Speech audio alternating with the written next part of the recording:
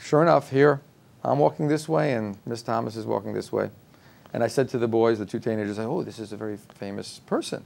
You know, very excited. I said, you should meet, you know, you're young journalists, you're going to meet the grand dame, you know, the dean of journalism.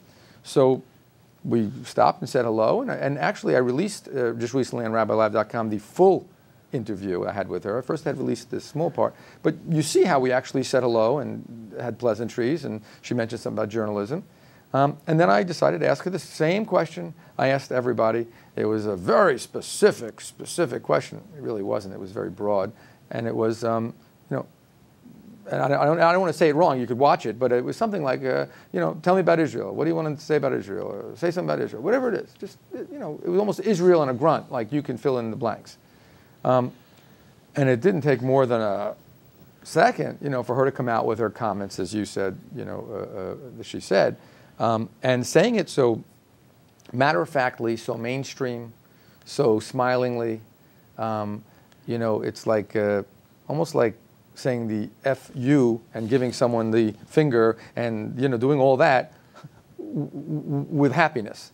And it was shocking. But you sound surprised on the video. I have to tell you. And you say to her, almost like, well, do you mean it? I mean, that was the sense of it. Actually, what I said was, the first thing I said was, ooh. Okay, ooh.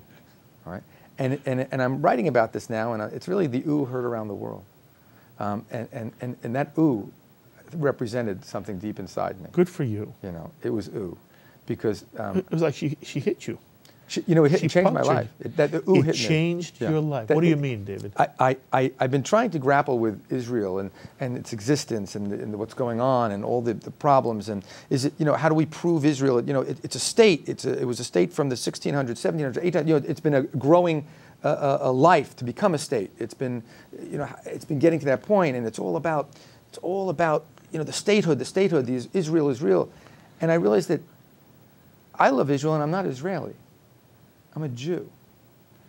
Israel is about the Jewish people in Israel together. And that ooh that came out, it was almost a primal, it was a shofar, a tekiah that came out of me. Ooh! And it was the fact that she was saying that the Jew and Israel have nothing to do with each other.